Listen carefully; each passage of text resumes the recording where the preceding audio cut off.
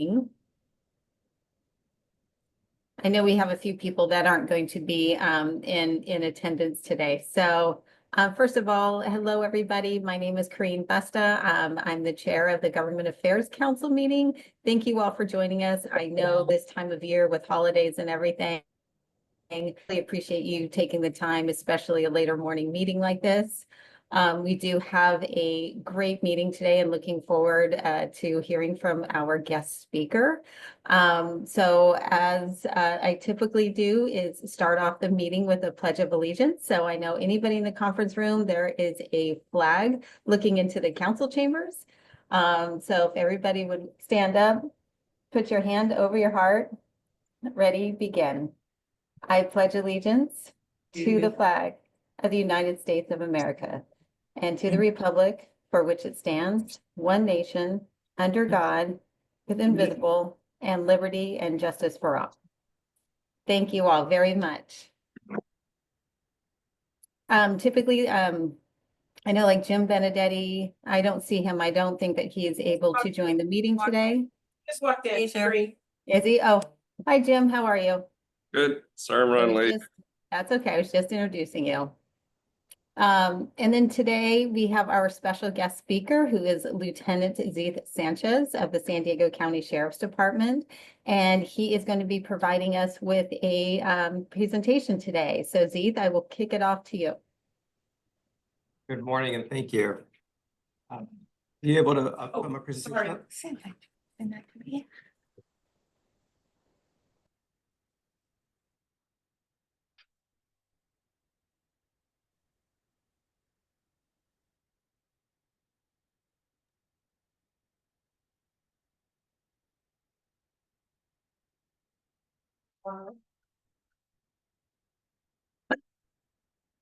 Sorry, this is not my thing.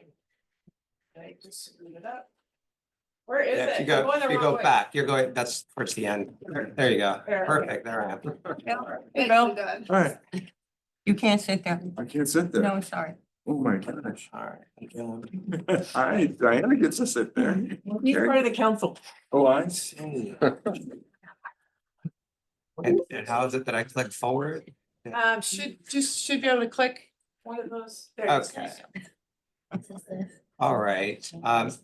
So thank you for having me. I saw some of you yesterday at the Rising Star presentation at MiraCosta College, and that was such a wonderful event. As you know, the Sheriff's Office loves to be invited to these events with the rest of the community. A lot of impressive young men and women there. We're looking forward to a bright future. It was very inspiring.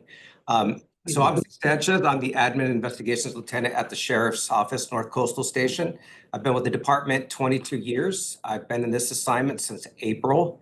Captain Shane Watts and Lieutenant Mike Davis are my counterparts. Shane's the boss from the station. And just a little overview of our capabilities and our staffing at the station. We do cover Encinitas, Solana Beach, Del Mar, and Rancho Santa Fe unincorporated communities in the county. We have the captain, the 2 lieutenants. It's going to be a total of 8 sergeants, four for patrol, investigations, cops. We have 1 sergeant for the rails team.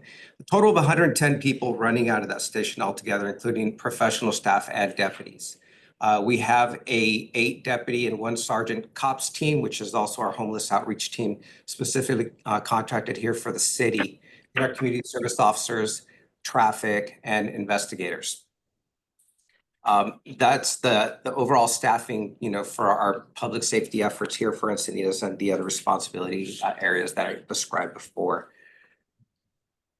Next, just this could be, if you have a question, you go ahead and ask it. It's really more of a conversation. I was asked to put together a presentation, kind of an update. It's been a while since you've had one from us here. It's just some crime stats, right? We want to know kind of what's going on, and this is derived from the NIBRS, National Incident-Based Reporting System, which is ran by the FBI. We consider Part 1 and Part 2 crimes. So this is going to cover some trends over compared to last year. We did see a rise in assaults compared to last year, and This is attributed to some incidents we had mostly over the summer in the downtown area, the bars there at night, some of the night entertainment. But that seems to have calmed as we're going into the winter months. We did have one homicide in the city and none the previous year. That was an investigation. It unfortunately involved family members. It wasn't like a whodunit type of thing. Other crimes that are tracked, we haven't really had any reported incidents of human trafficking. It's compared to last year, I'm getting a reduction of 6% year to date in sex offenses, kidnapping or abductions, and those types of crimes. We did see some arson cases this year, and that was attributed to an individual who is in custody who appears to be an unhoused individual with some mental issues who was likely lighting some fires around some construction area. Our deputies were able to identify the individual. The sheriff's bomb arson unit had investigation, and that suspect is being charged with a number of crimes.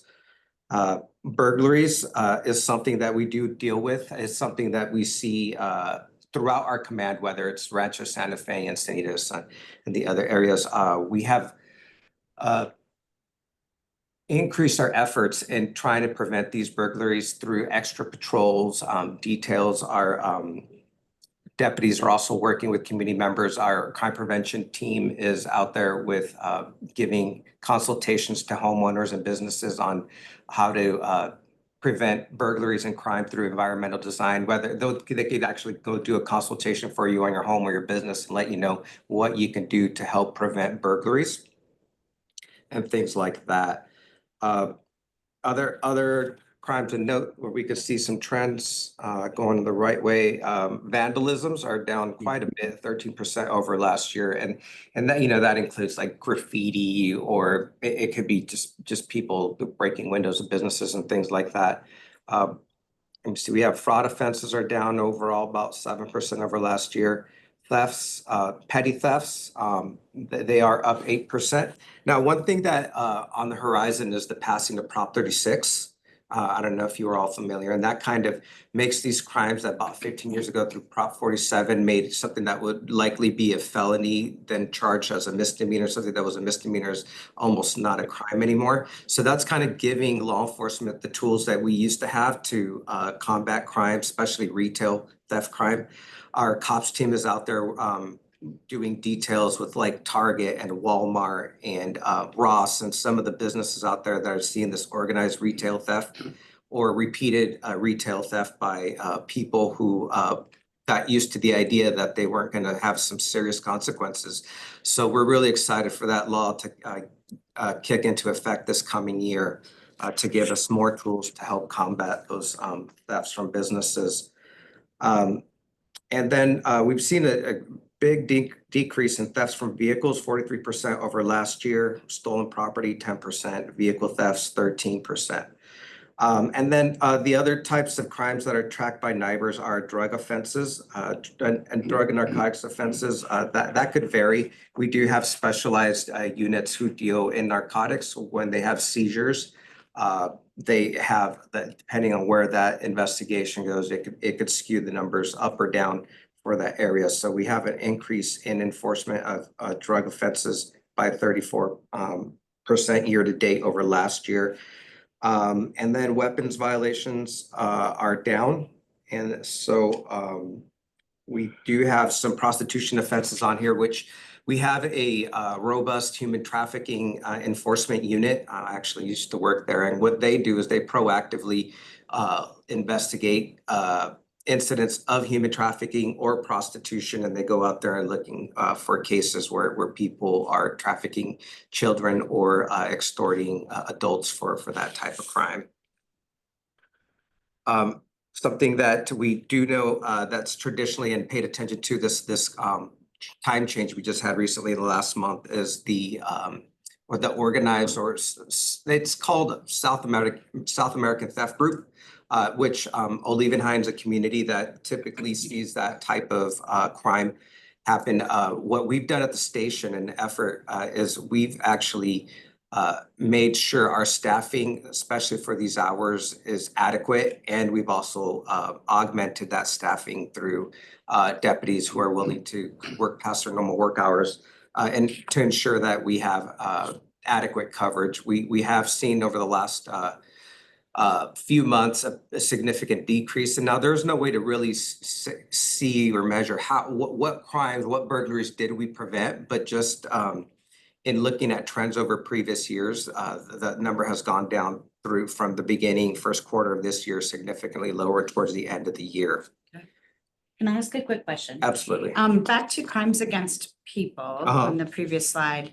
I think that Captain Watts talks often about how it is generally between people that know each other. So it's not just random violence. And I know you mentioned downtown incidents and those did pick up a bit, but those don't even make up the bulk of that. Right, yeah, so you know, so neighbors, it's kind of a tough, it's a heuristic we have, right? That this, the FBI has their criteria, so we kind of bunch incidents and but statistically speaking, most violent crimes against people are going to be known victim and assailant. And unfortunately, many of those are domestic violence where there's a familial relationship there. So it's not broken down into, you know, random stranger crime, just victimizing people because those do happen, exceedingly rare, but the majority of the time, it's gonna be the victim and the suspect are either have a direct relationship or it's known. Yeah, Right. I think it's helpful because sometimes you'll hear people saying assaults are going up, you know, it's dangerous Right. out there. And I think that's a little bit of, you know. Right, yeah, no, thank you for that question. That's an important distinction. I have a question too Sure. about this map. What is Norton High School? What is Never heard of it. Norton High School? Have you? Have you been know what this is? Where'd you see Norton High School? On The this one? bottom of the Oh. screen? Where's it located? No, Norton High no, School. right, Huh. here's- I'm not sure. I think, you know, the map was taken probably off of Google's map and then plotted on there. I'll check with this. So what we Not did, aware. we A Norton we have a High School. presentation coming up. I have our crime analyst put together the information that I present to you. So I'll make a note to find out what's Norton High School. It might be a typo, I'm not sure. Maybe the map we got from, so. It could be a private high school. Maybe. We don't know. It looks like Cardiff area, right? No, Yeah. no, it's in No, it's Encinitas. That's further not in Encinitas. Not. Is it near San Diego?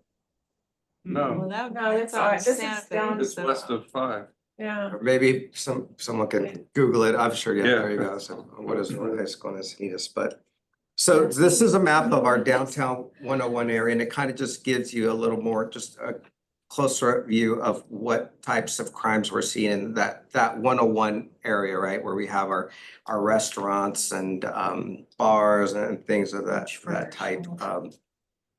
And it kind of plots out what we're actually seeing. Yeah, and that's through August and October. I have a question. Sure. So that looks like it's definitely much further south. Would that reflect these stats? You mean to the school south, like where we see Mildred first then?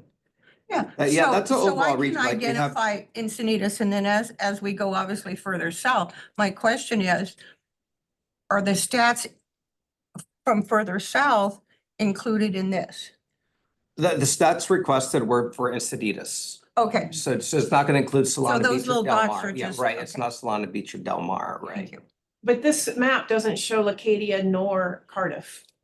Or. we'll leave it Or. So or the, maybe we just well, can't east see of it. the it's pond. a screenshot that the analysts put together. The statistics there is what Oh, where okay, they that's pull what So from. we're- that's Yeah. Encinitas, all of Encinitas is the Right. statistic. Okay, Right. got it. Okay. Yeah, that's the information I requested for the purposes of this presentation. Yeah, we just focused on just Encinitas proper, so just so everybody's, hopefully that answers everybody. So Norton High School is a private high school on Second Street.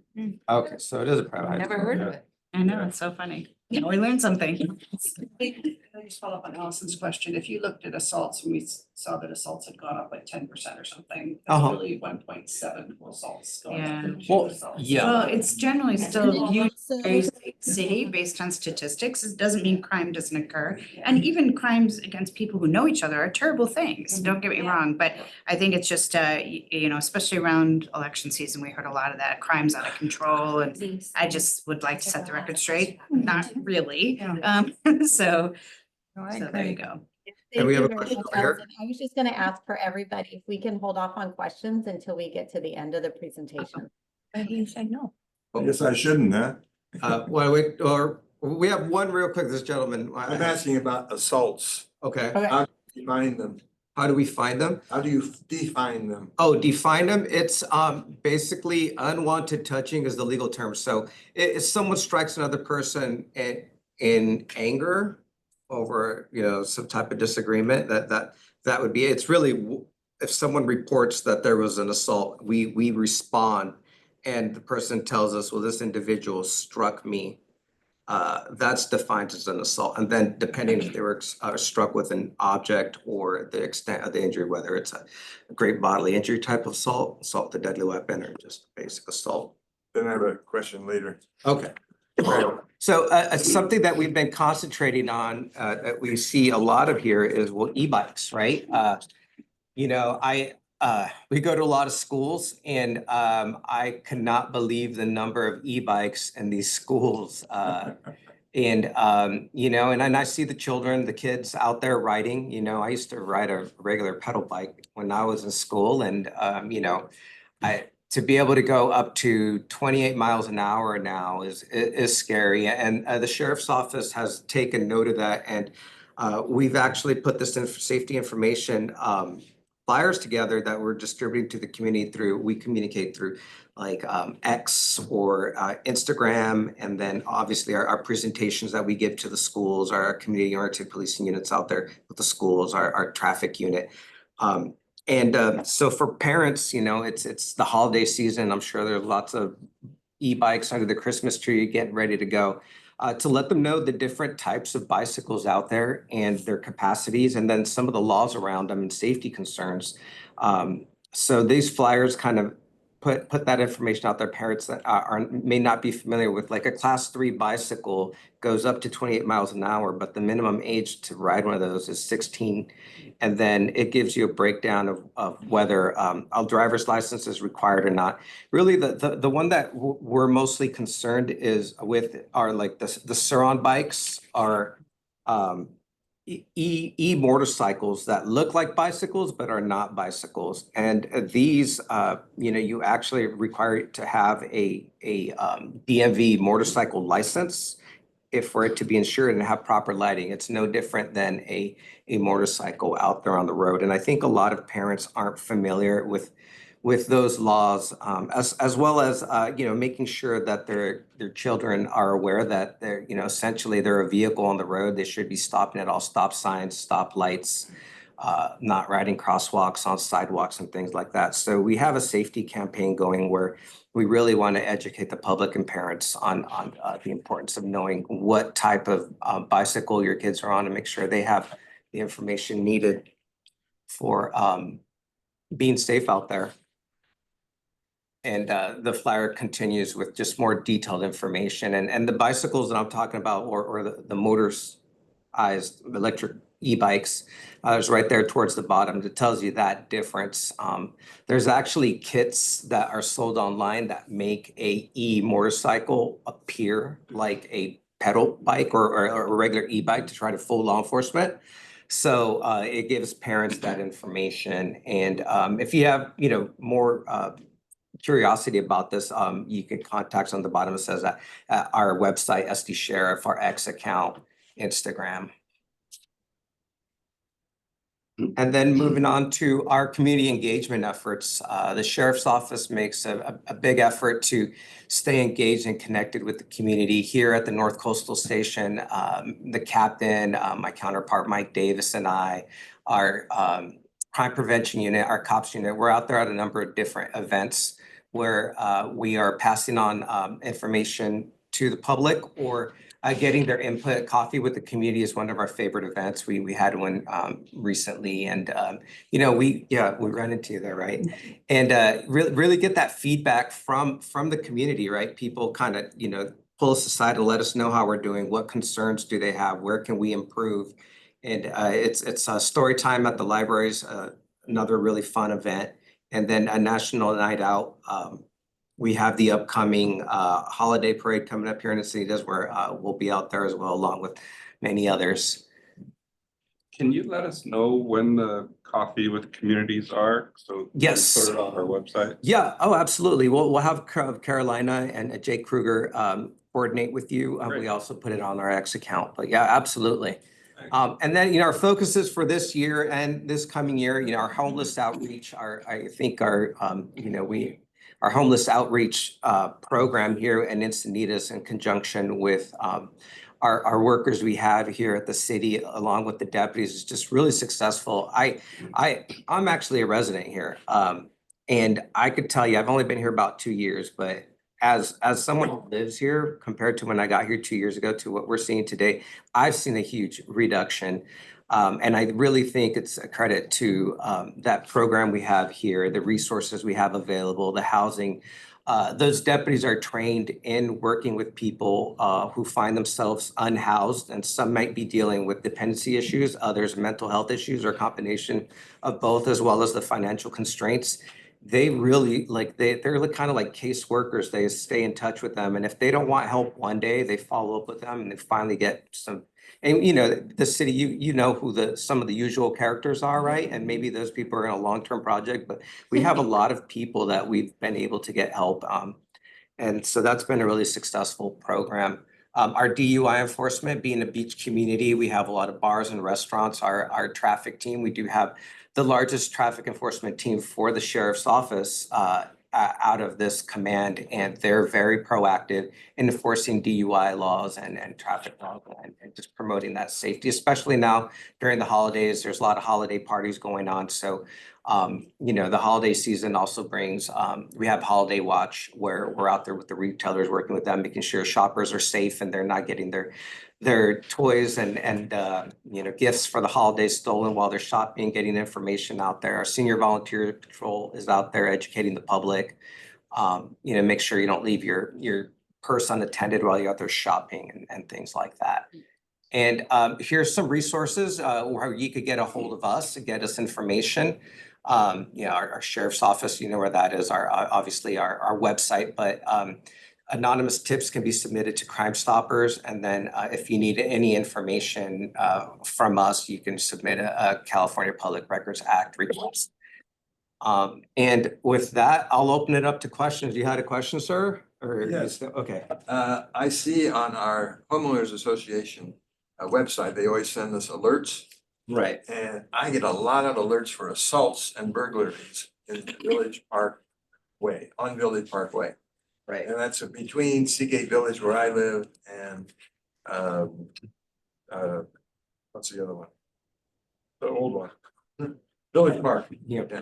So So is there a reason for that? yeah, so and it depends what platform you use. So we had the discussion, we did a town hall in Rancho Santa Fe a couple of weeks ago, and there's different platforms that will pull information from the sheriff's, what the sheriff's putting out there. So if we get a burglary alarm, which is very common, every day we get, you know, I would say the sheriff's office probably gets a couple hundred false burglary alarms. The business is opening their business for the day, and the alarm goes off and they didn't put the code in on time. So that company doesn't know that it was a false alarm. They just know, hey, a burglary alarm was reported or dispatched. And then there isn't really a follow-up on that because the deputy goes out there and they clear the call, false alarm, spoke to the merchant. So actual burglars that are occurring are probably not reflected in, you know, they're just, the database or whatever platform you're using is just saying, hey, a burglary alarm was reported, but it wasn't actually a burglary. And they don't really have that refined difference. Because when I try to follow it, it doesn't tell you what it's Right, about. exactly. Yeah.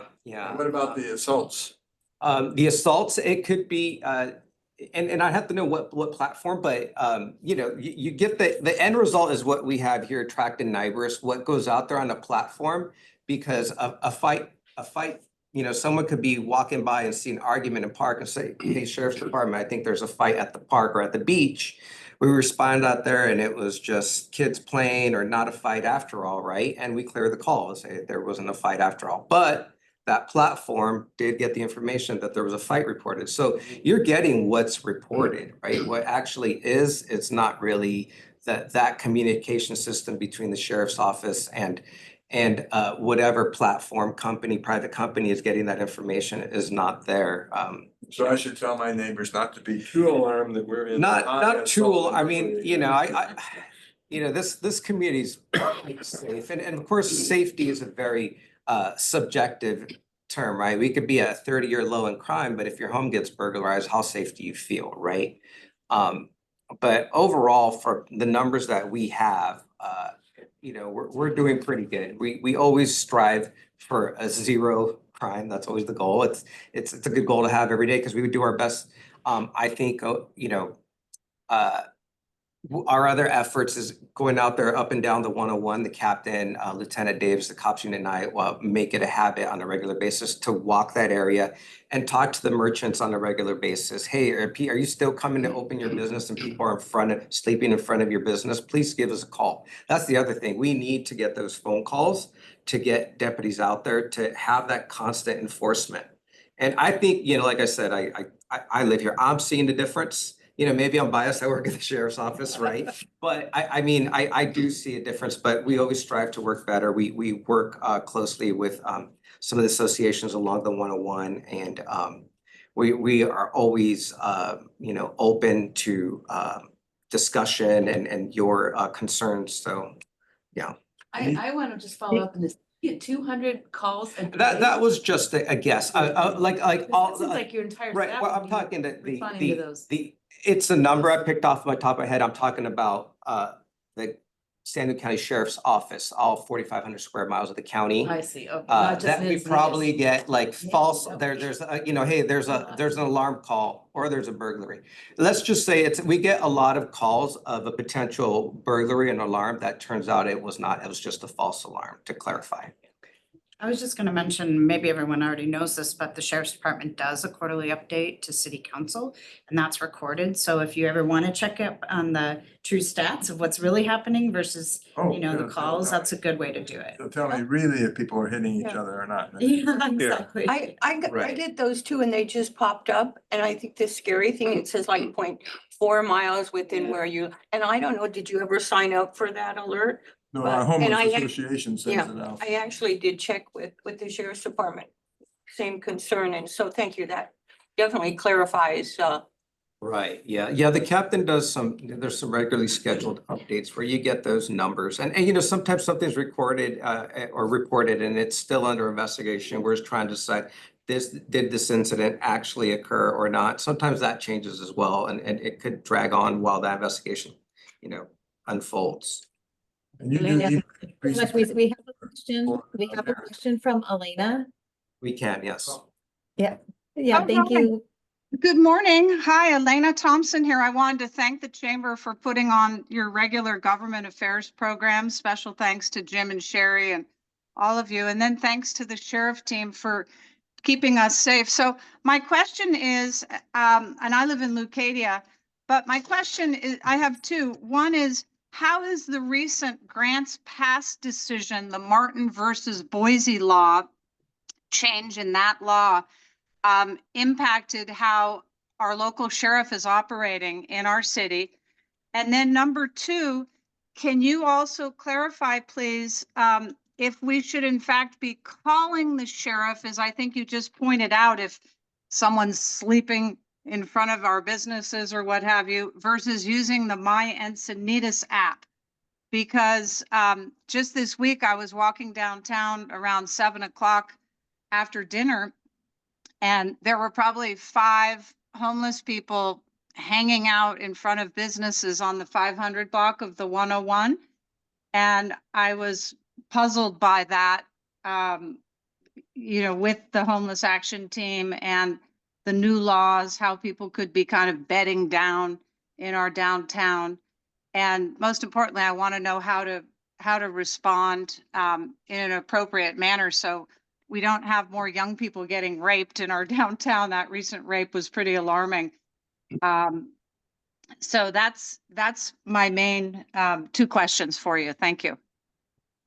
Okay, yeah, a few points there. I'm familiar with the sexual assault that was reported. I could tell you that it's under investigation, and sometimes certain crimes that get reported a certain way after a subsequent investigation, it turns out that it was a different story. So that incident's under investigation. It is a concerning topic for sure, and we are investigating that. As far as the grants pass decision, that decision gives the sheriff's office the tools to conduct enforcement that we were not able to do for the past few years due to Boise. Now, we are happy to have the tools available to have enforcement. Sometimes enforcement is the right tool. The sheriff's office works with the city with our homeless outreach program through our COPS deputies to find the appropriate action to help people overcome homelessness, right? So I would say that if you see something that you feel individuals who might be unhoused and you feel that public safety is threatened or they're doing something illegal, I would call the sheriff's non-emergency line, and I would report it through the My Encinitas app. I do say, as a reminder, being homeless in itself is not a criminal act, but sometimes people who are homeless and unhoused are committing crimes, and that's where the sheriff's office comes in, and we will address those issues as appropriate. So that grants pass decision does allow us to pursue certain criminal charges for certain acts that perhaps we weren't able to pursue before. And with measured action, we'll decide what's appropriate, and that could vary from case to case. Yes, and are you as part of that, final question here, are you guys also enforcing our municipal code? Because there are some sites out there that are showing how there's still a large number of people sleeping in cars in Encinitas. So Right. just want to jump in just for a minute. So Elena's question and then James's question are going to be like the last questions, at least for right now. And if, Lieutenant Sanchez is willing to stay after the meeting for a few minutes to address other questions, I just want to make sure to give all of our elected representatives time for updates. So I'll turn it over to Lieutenant Sanchez to answer Elena's question. Yes, so yes, the sheriff's office enforces the municipal ordinances passed by the city. We work in conjunction with the city attorney's office. So when we come across a situation, like for instance, the shopping cart ordinance that was recently passed, we have a very good system with the city and Public Works on how to deal with that. And we've issued citations. We issued citations for smoking in the city and that sort. So we definitely enforce those ordinances. Thank you. And James, your question? So are you doing anything proactive? Oh. Doing anything proactive for education on avoiding DUIs with like maybe in the high schools or something? Right, so our deputies do presentations throughout the year with different entities, schools, organizations. We're good at 11 left. Yes, you have 11 left. Awesome. Thanks, brother. Have a good one. Luke, can you please? Okay. Yes, so we are, we include DUI enforcement or DUI education in some of our different presentations throughout the year. So our traffic unit would be in charge of those topics. Okay, because it's pretty devastating for individuals that do get a DUI. And if they're not educated enough in that area and the consequences, I think right, they go down that road and then they're caught in that, and it's devastating. Right. Yeah. James, your question, and then we're wrapping up questions. That was it. All right, thanks. Well, Lieutenant Sanchez, thanks for being here this morning. So I had an incident 2 weeks ago where I had a homeless pretty close to my ATM at California Coast Credit Union off of Santa Fe. I did the My Encinitas app, and I was kind of wondering, kind of it's a two-part question to piggyback off Elena's question. Kind of what's the normal time response for the cops to come for a non-emergency when doing it through the app? I waited about a half an hour, and then I just decided to call the non-emergency line, and the cops were out a little quicker. The officer that came in thanked us for calling because the homeless person was pretty belligerent, really drunk, kind of causing a scene. They ended up arresting him. So kind of like, how long is a typical response?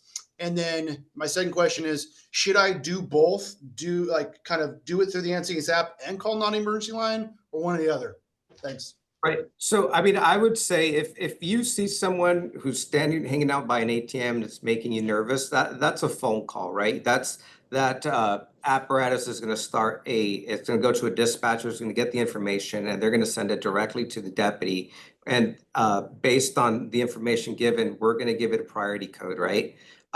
That's going to be pretty instantaneous. You know, suspicious person near an ATM is going to get a expedited response. If you send it via the app, that's something that, if you see a homeless encampment behind the credit union, I know we've been working with that shopping center there. We've been out there quite a bit, helping with that problem. That's probably more for the app, right? That the deputy's going to come at different hours and check on that individual. So I would say if there's a public safety concern that's more immediate, that's appropriate for a phone call or both.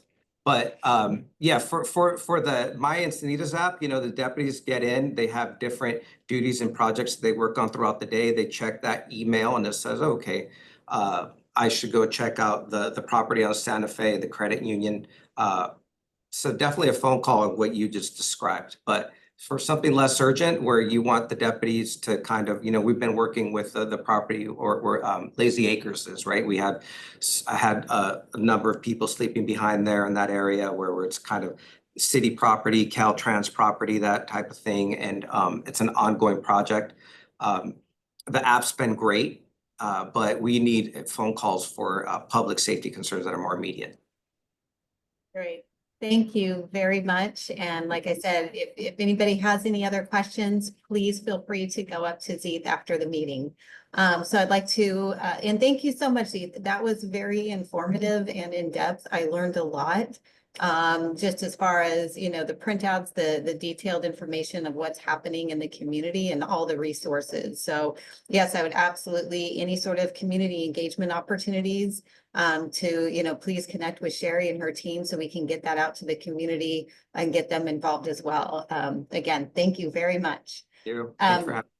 So I'd like to move on to our first person on the agenda, which is Shannon, to give an update from Congressman Levin's office. Thank you. And I want to reiterate what she said. I thought your presentation was terrific and I learned a lot and I appreciate the work you do. Thank you for keeping us safe. Appreciate that. So yes, I'm here with representing Congressman Levin. He's back in DC this week. Congress is in session working on budget issues and leadership elections. And the big news for Congressman Levin is he is lobbying heavily for a seat on House Appropriations for next term, which would be really helpful for our district, because that's all money requests go through appropriations. So we're hopeful that'll happen. He continues to prioritize environmental and veterans issues, reflecting his current assignments on natural resources and veterans affairs. Since our last meeting, the House passed the Senator Elizabeth Dole 21st Century Healthcare and Benefits Improvement Act. And what was exciting for us is that three of Congressman Levin's bills were in there, including his GROW Act, which establishes a pilot program to employ veterans in federal jobs related to conservation and environmental protection.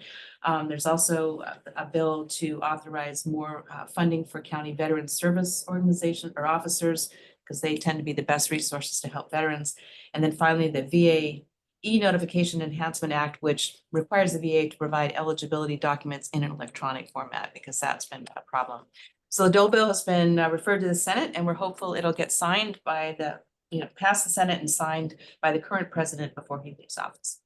On the environment, he reintroduced his Nuclear Fuel Store Act. We've talked about that before, so he's hopeful on that. This will give the Department of Energy permission to move the consent-based solutions, move the spent fuel away from our communities, in particular San Onofre, because that is a real concern. And then finally, one of his other big issues is the Los Angeles Corridor, which is the second busiest rail line in the country. And he just got a $100 million grant from the Federal Railroad Administration to secure the San Clemente portion of the corridor, which he's been working on for a long time. So he looks forward to continuing his service to CA 49 in the next Congress, which will begin in January. And just as an administrative note, this will be my last meeting here as I am retiring at the end of the month. So this is, I have really enjoyed being part of this committee. So thank you for having me. And thank you for being such a wonderful representative. Yes, you've been a an pleasure. amazing representative. I hope that you're being celebrated by your office. I think, you will definitely be missed. I love coming to the meetings and seeing your bright, smiley, shiny face, and congratulations on retiring. I have a little envy bug for you on that one too, but and in the spirit of, really wanting to make sure we have our representatives have enough time to give updates, is everybody okay if we hold like questions until the very end? Or if it's something pressing, I don't want to hold anybody up as well. 2 seconds. I just wanted to say Yes. congratulations. I didn't realize you were retiring, and you've been such an incredible partner. So congratulations on your retirement. That was it. Thank you, Amber. Appreciate it. I look forward to Thank all you, of Amber. having this happen to you sometime. Yes. Thank you so much. Really appreciate that, Shannon. And so for Senator Blake Spear's office, we have Diana Cutlow, who's going to be providing an update. Yes, hi, thank you, Corinne. I first wanted to thank you for welcoming me to this meeting. I'll be replacing Matt Rubel regularly here. He has other duties going on, but is very much interested in what happens here as well. I wanted to share, we just did some highlights of Senator Blake Spear's work this last year, and I'm not sure everybody's aware of the committees that she's involved in Sacramento, and especially if there's something that pertains to that committee work there that we could help with. She is the chair of the Elections and Constitutional Amendments Committee, and I think California can be very proud of the smooth elections that we had here, even though they're still winding down the final numbers. I think people sometimes forget how many people we have in California. That makes that a slower process. She's also the chair of the Senate Transportation Committee on the Losan Corridor, which obviously affects Encinitas dramatically from LA to San Diego. Housing, transportation, and human services are the other areas, many of which really impact our citizens here. And in relation to those particular areas, I just wanted to share that there are some new tools available for local communities to build supportive housing faster. And I've brought some documentation on that to share with you all. Some cities have already gotten into queue for that. And I think there may be opportunities for Encinitas to do that. Secondly, there are new services available for Medi-Cal members, and it's really important. Medi-Cal is starting to look at health from a much wider perspective than just medical health. We all recognize the social determinants of health, and so Medi-Cal is now able to help with housing, care at home, recovery, and healthy food procurement for Medi-Cal. So if there are people that you're dealing with, agencies that you're dealing with that may not be aware of that, I have some documentation as well that I can leave on that subject matter. And then just for fun, the senator is hosting an open house in Holiday Toy Drive today until 1 o'clock at her office. If anybody wants to head over there after the meeting, you'd be welcome to join us there. And I will say, I've seen the sheriff everywhere in the last minutes. We seem to be at all the same events. I was at Coffee and Solana Beach and saw them there. And I just really appreciate the efforts they're making to be out in the community. I think it makes such a difference when people see you as community members and engaged in other than enforcement activities. It makes it easier when we need to call you. Thank you. That's our goal. Thank you, Diana. I believe like we all echo your sentiments 100%. So now I'd like to move on to Assembly Member Borner's office. I believe Anna is going to be providing an update.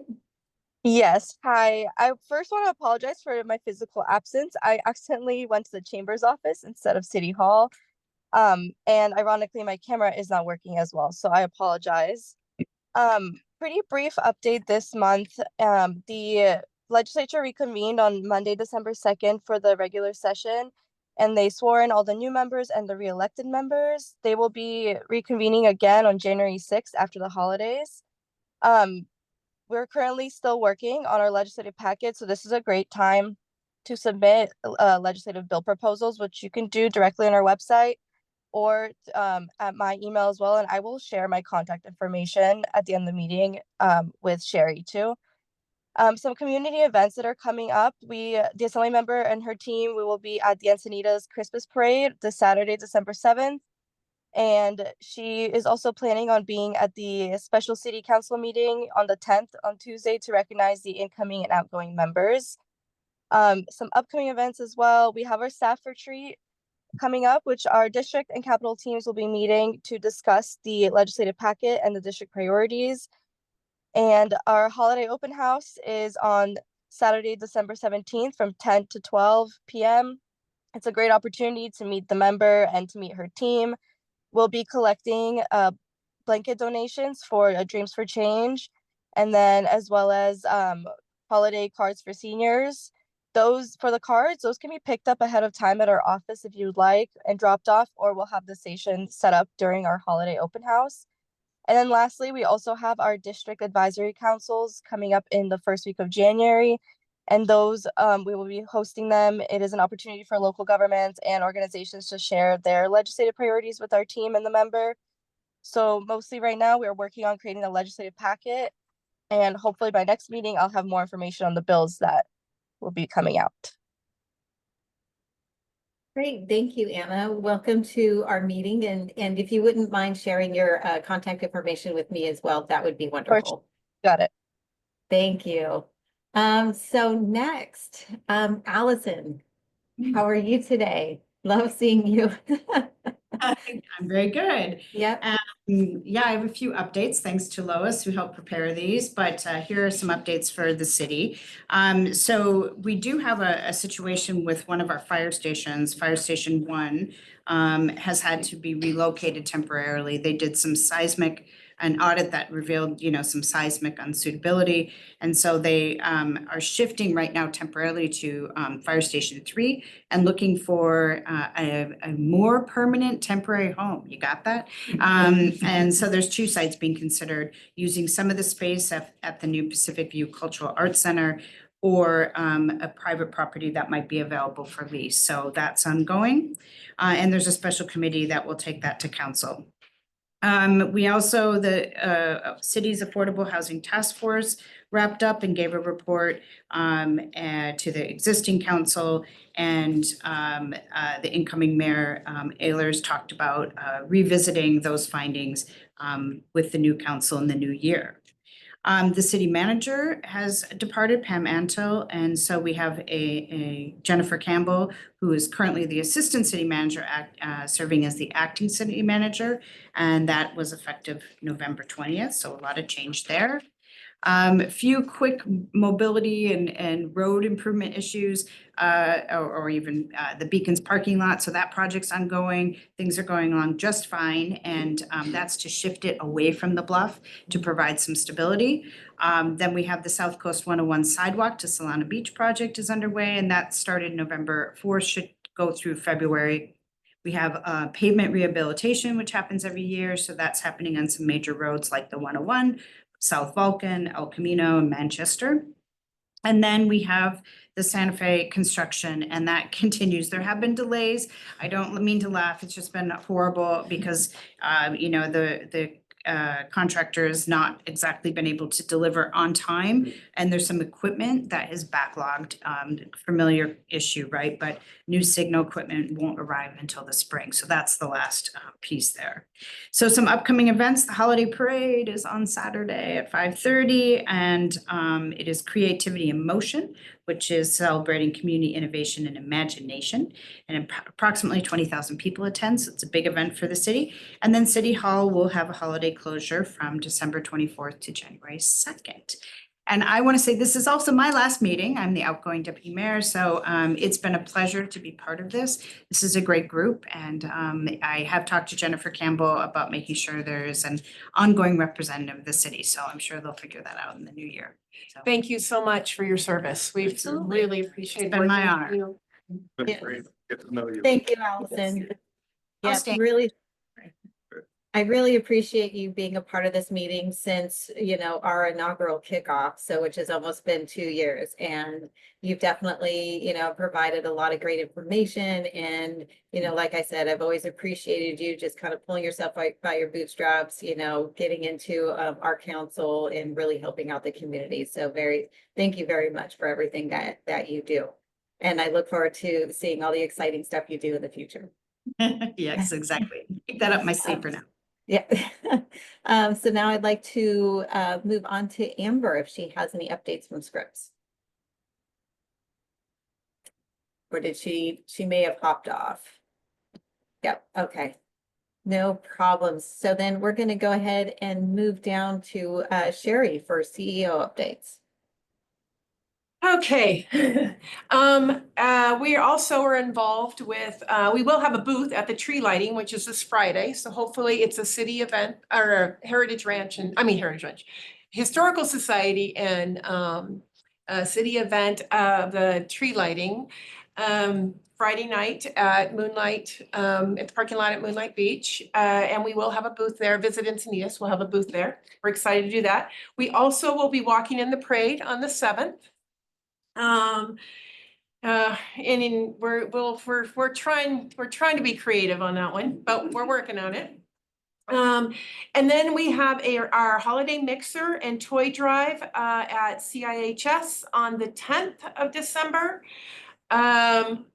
And that's also at the same time as the swearing in of the new council, and the chamber board members will be there to thank the current council members and for all their service, because we really have appreciated, and it's been a wonderful experience working with them. And then also to welcome in the new council members. We did have on last Tuesday, a couple days ago, the board members did meet with our current mayor. I have a standing meeting with, or had a standing meeting with him once a month. So this particular one, the board members came and we told him thank you for his service and how much we appreciated working with him. And that's it until January, but the chamber will also be closed. Chamber offices will be closed December 25th through January 2nd as well. Not through January 2nd, through January 1st. We're open January 2nd. Great. Thank you very much, Sherry. So I also want to welcome Luke, who is the incoming city council member for Encinitas. So thank you so much for making time this morning for us, Luke. I hope we all look forward to working with you and getting to know you better. I say thank you very much. Really appreciate that, and I look forward to all of the road ahead. I want to say thank you to Allison and to the staff that's already been there. Look forward to picking up and just moving on, and really appreciate everything that this group does for the community and the step forward that everybody here tries to make to make our already amazing place an even better place to live. So thank you very much. Great. Thank you very much, Luke. So just as a reminder for everybody, our next meeting will be held on February 6th, 2025. If you can believe it's already going to be 2025. So, we will announce special guest speakers as we get moving forward. And, as a reminder, I know, all of the representatives are amazing as far as getting us any updates that we can share with the community. But if you wouldn't mind, at your earliest convenience, please go ahead and send those over to Sherry and myself, and we can get that information out. So with that being said, I want to wish everybody a Merry Christmas and happy holiday season, and a very safe, upcoming new year. It's going to be I think it's going to be a great 2025, and I look forward to sharing it with all of you. So I hope that you all have a great day again. And thank you very much, Zeeth, for making the time for the presentation. Very informative. I echo everything that Shannon said. So with that, I will adjourn our meeting. Wait, before you adjourn, Jim wanted to say something. So I wanted to welcome Luke to replace Allison as the member to be here for our council meetings here. It would be great to have a representative continue. Yeah. City. And I believe like how it had worked before, and it's like, between Luke and the other sitting city council members of who's going to join the meeting. So yes, Luke, you're absolutely welcome. Just want to make sure, you have the conversations with your colleagues as well. Awesome. Thank you for the invitation. And yes, I'll just make sure that I don't step on anybody's toes. I need to do more listening before I do any more talking until now. So, but I really appreciate it. Look forward to working with you. I feel like if you said, hey, I want to join this meeting, I think that they would absolutely support your decision. Sounds great. I appreciate it. Thank you much. Yeah, you're welcome. Is there any other updates? No, I also wanted to thank everybody. It's been great to have everybody for this year participate. It's an honor to be chairman of this committee and Corinne's done an amazing job. So just wanted to thank everybody and have a great Christmas and New Year. You too. Great. Thank you, everybody. Have a wonderful day. Bye-bye. Bye-bye. Bye. Thanks. You're much fun. Shannon. I can send you the electronic. Oh, I'll just I give it to didn't you. know what this was. I just wanted to make sure Send you that electronic. you get somebody from the council. No, I did those just so you have. them. So I'm thinking we've got all these offices right at the Better corner. for this anyway, 'cause it's got a lot of highlights in it. It's not. Speaking today, but she thinks I must have got drunk. Yeah, so some of those large, yeah, because you got great, yeah, I mean, I'm not saying all of them. We had this very same discussion. of the Anyway. town hall, that- Yeah, you look up the app and it's just lit. It would be the first. Burglary, burglary. I know. You know, it's alarming, but Very involved Thursday in it's not February, actually a which burglary is that occurred. So you're gonna get the hard the county numbers from veterans the court. Yeah. Yeah, it's always, you know. You know what, I don't think we sent, we have not, I don't have it on my calendar either, so we haven't sent, I usually do escrow, so. I need to do that. So the calendar, calendar A, at least for 10 years. So. Yeah, it far it as I depends, know- apartment complex, yeah, because Yeah. anytime we get called, there's a type code. Yeah, yesterday we did this What- amazing. What panel gets on dispositioned could be that a crime occurred or a crime did not, occur, but it's reported initially and that's what the So I'm a platform little gets.